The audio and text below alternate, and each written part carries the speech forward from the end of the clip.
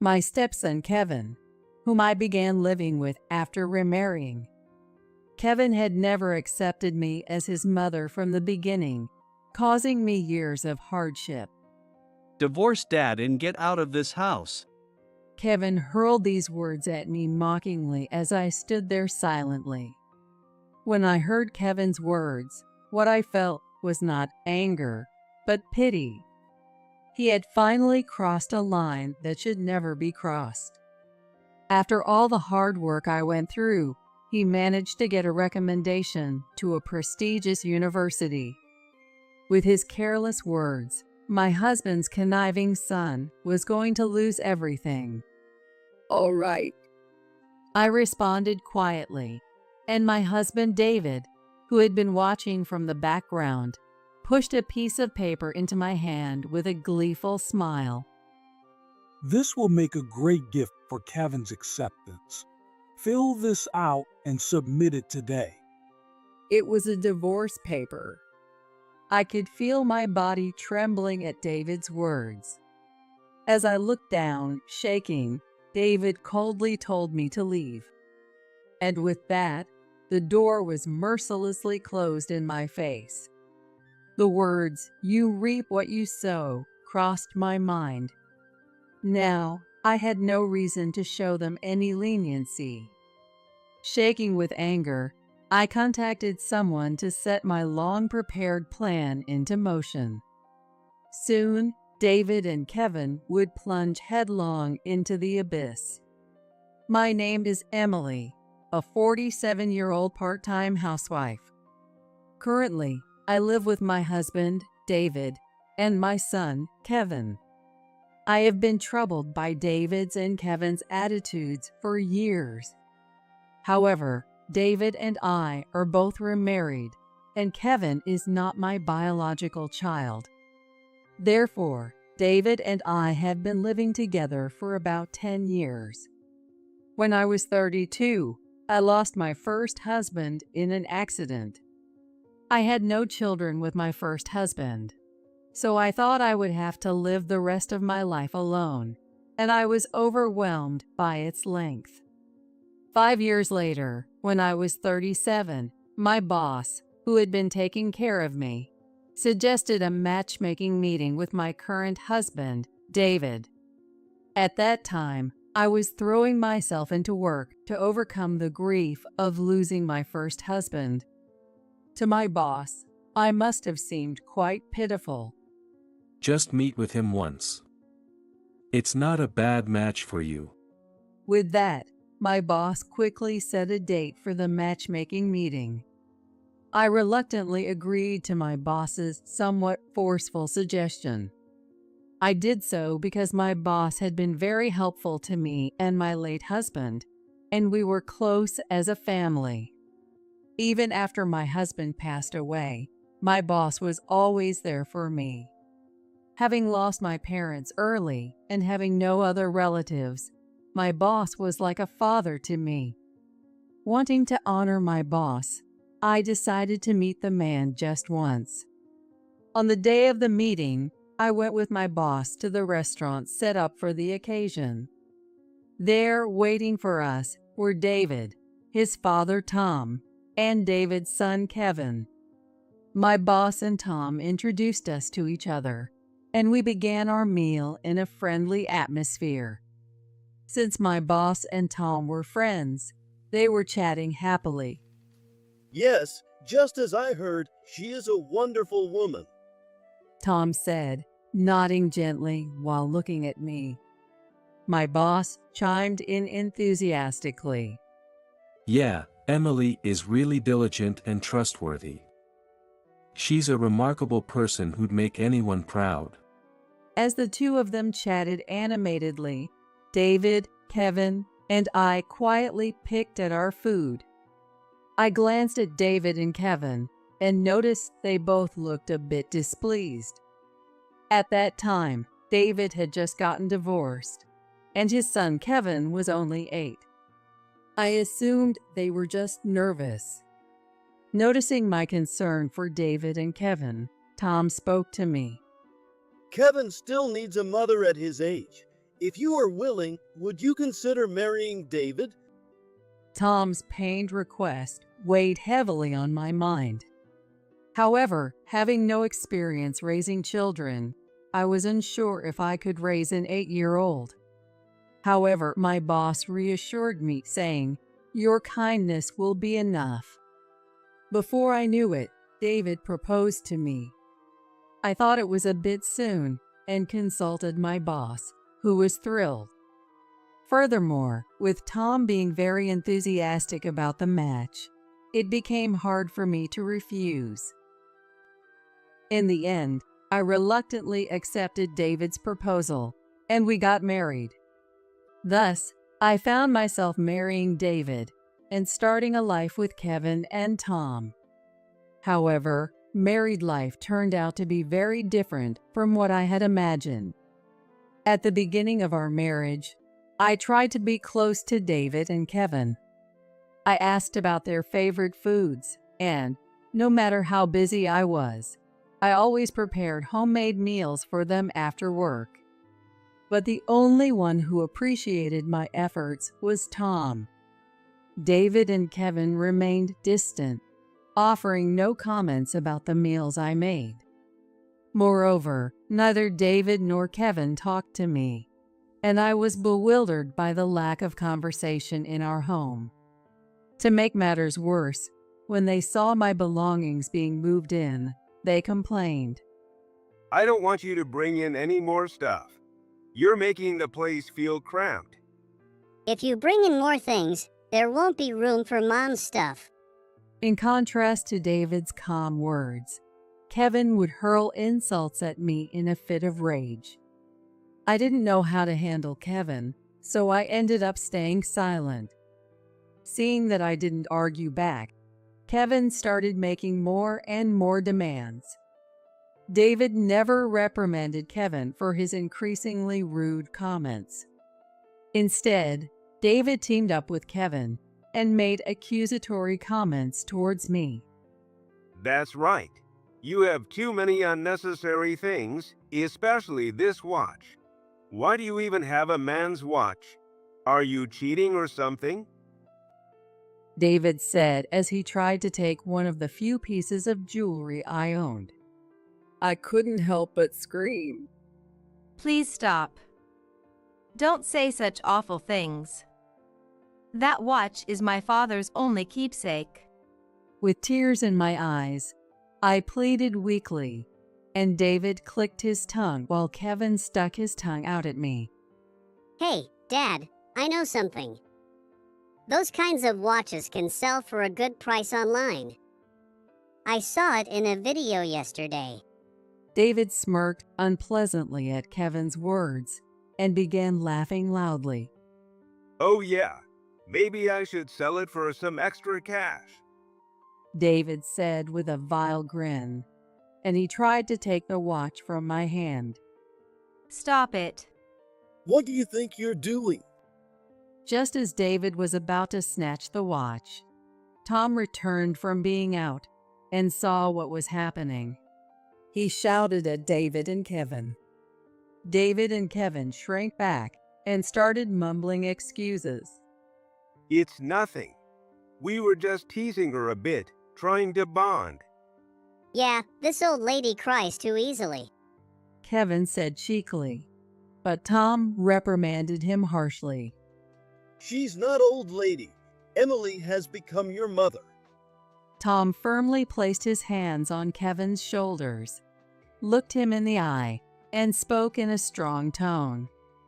Listen, Kevin, from now on, you will call Emily Mom. The stern words from his usually gentle grandfather must have really affected Kevin. After that, Kevin began calling me Mom. However, David and Kevin became even more distant and cold towards me. Thankfully, Tom kept a close watch, preventing them from making any more hurtful comments. On the surface, we appeared to be a family. But if you asked if there was love, that might have been difficult to say. David and Kevin were always cold towards me. But Tom was different. Tom did his best to mediate between David and me, trying to bridge the gap. And whenever the situation called for it, he would stand up for me.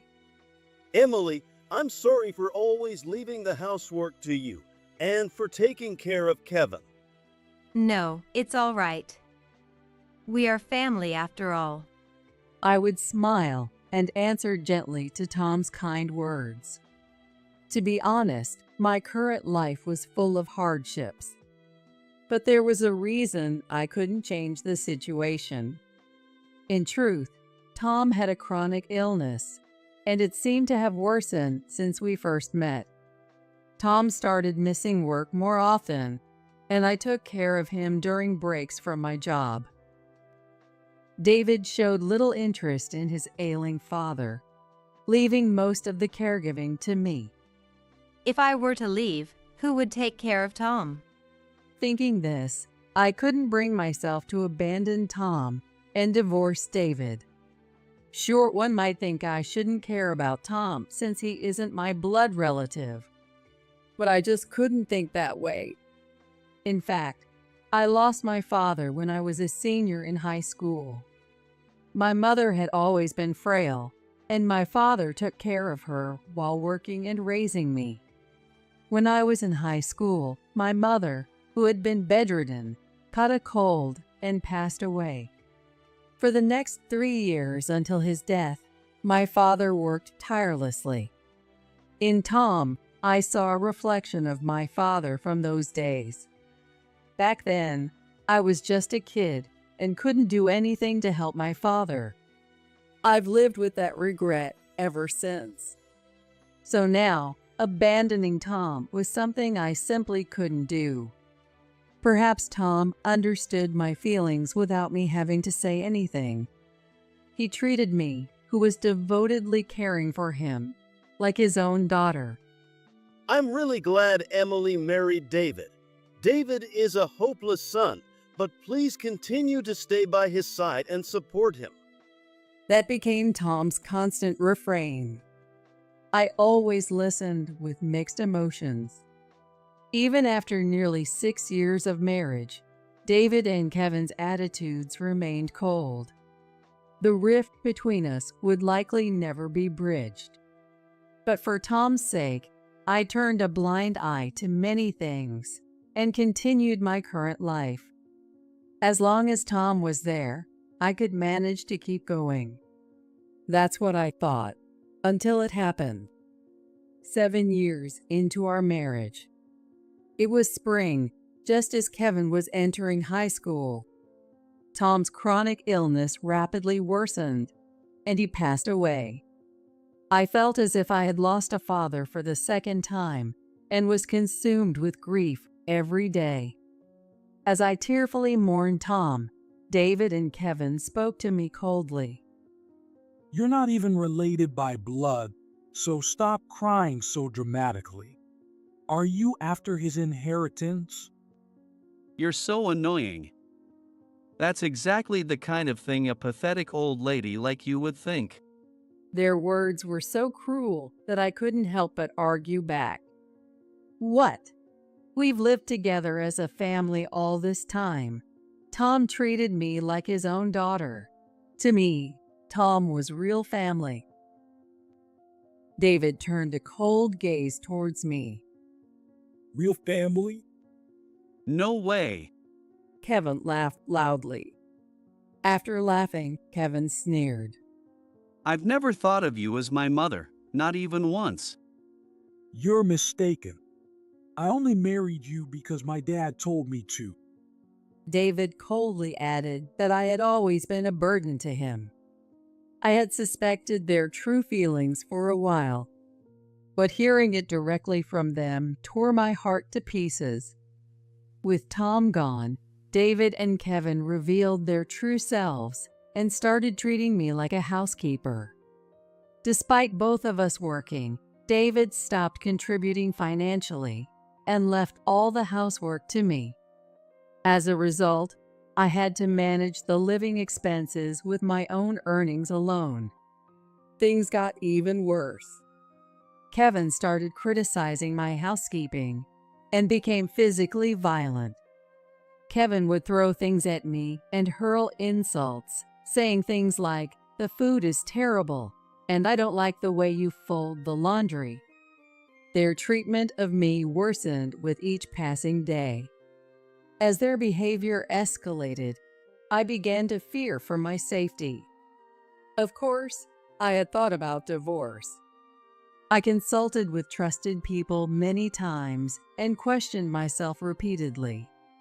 With Tom gone, there was no need for me to be tied to this house any longer. But I had made a promise to Tom. His constant refrain, "Please take care of David," bound me. I decided to endure a little longer to honor Tom's last wish. At least until Kevin graduated from high school, I wanted to fulfill my role as a mother. However, the broken relationships never mended. David eventually stopped coming home often, and when he did, he found reasons to be violent towards me. Kevin, influenced by David, started bringing bad friends home and causing trouble. While he was well behaved at school and in the neighborhood, at home he was verbally abusive and sometimes physically violent towards me. He gathered bad friends from who knows where and openly drank and smoked in front of me. I thought his behavior was too out of control and repeatedly tried to reprimand and advise him. "Please, don't do that. I'm saying this for your own good." Shut up. I told you not to act like my mother. With that, Kevin threw a half-empty can and a lit cigarette at me. His friends laughed loudly at the scene. Kevin glared at me and shouted, "Get out of here." And that wasn't all. Not only did Kevin ignore my words, but he also started stealing money from the house out of my purse. I was at my wits' end with Kevin's misdeeds. At this rate, Kevin's future would be truly disastrous. I secretly started making various preparations and subtly consulted an expert about Kevin and David. However, no solution was found. As time passed, Kevin became a senior in high school. Despite my repeated warnings, Kevin continued to hang out with bad friends. Between his study sessions for college entrance exams, Kevin would repeatedly cause trouble under the pretext of taking a break, and I began to feel increasingly hopeless. Despite everything, Kevin was naturally intelligent and a good student, maintaining his reputation as an excellent student at school. With his charm, Kevin easily passed the school's internal selection process and was accepted into a prestigious university through a designated school recommendation. David was overjoyed and came home early to celebrate Kevin's acceptance, even though it was still daytime. That day, I took the day off work and prepared a celebratory meal from the morning, pouring my heart into it. I desperately wanted Kevin to eat my homemade food just this once. However, Kevin completely disregarded my feelings. When he saw my homemade meal, Kevin dismissively said to me, I've always wondered, do you really think we would be happy with your homemade food? Kevin said, and then he started taking each of my dishes from the dining table and slowly throwing them into the sink. David watched the scene with amusement, saying nothing. I stood there, frozen and unable to move. Kevin hurled these words at me mockingly as I stood there silently. We don't need a fake mother. Divorce Dad and get out of this house. When I heard Kevin's words, what I felt was not anger, but pity. Kevin, unaware that I had been avoiding trouble and shielding him, had finally crossed a line that should never have been crossed. Despite having just been accepted into a prestigious university, With his careless words, David's conniving son was going to lose everything. "All right, I understand," I responded quietly, and David, with a pleased expression, handed me a piece of paper. This will make a great gift for Kevin's acceptance. Fill this out and submit it today. David handed me a completed divorce paper. I could feel my body trembling. As I looked down, shaking, David spoke to me in a cold voice. Finally, I can get rid of you. Now I can remarry Julie, who my dad forced me to divorce. Julie was David's ex-wife, Kevin's real mother. David had been secretly seeing Julie the whole time we were married. Tom never got along with Julie and always said she couldn't be trusted. Apparently, she had caused a lot of trouble for David's late mother as well. Yes. Finally, we'll be free from this dreary old lady, Dad. Yeah, unlike that housekeeper, Julie is beautiful and young. David and Kevin laughed loudly. After their laughter, they grinned and pushed me out of the house. We'll throw your stuff outside later. Take it and go. The door was slammed shut in front of me without mercy. Now, I had no reason to show them any leniency. Shaking with anger, I contacted a person to set my long-prepared plan into motion. The person on the other end of the line was surprised to hear from me, but quickly took action. They adjusted their schedule and arranged to meet me in person the next day. And the next day. Due to the discovery of inappropriate behavior, your acceptance has been revoked. The person said this over the phone in front of me. What? I could hear Kevin's bewildered voice from the other end of the line. A few hours later, David and Kevin barged into the university president's office where I was, ignoring the security guards. David, furious, tried to grab me as soon as he saw me. I instinctively stepped back, but David, in a fit of rage, yelled and closed in on me. Hey, you. What are you doing here? Did you do this? Explain yourself.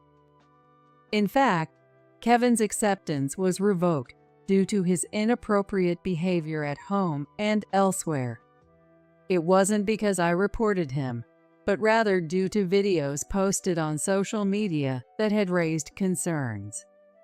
I don't use social media, so I didn't know the details, but apparently an anonymous tip had been sent to the university president with the video. The video was blurred, making it hard to identify faces, but the president recognized the room in the video, which led to identifying Kevin. The president was very surprised by this coincidence. I was also very surprised when I heard about it. This seems like a perfect example of what goes around comes around. Anyway, the president immediately decided to revoke Kevin's acceptance. David and Kevin, unable to accept this, barged in to confront him directly. They believed that I had ratted them out to the president.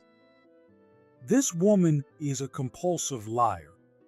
You have no idea how much I've suffered because of her. Shouting, David began to tell the president how wonderful Kevin was. And then he started to hurl insults at me.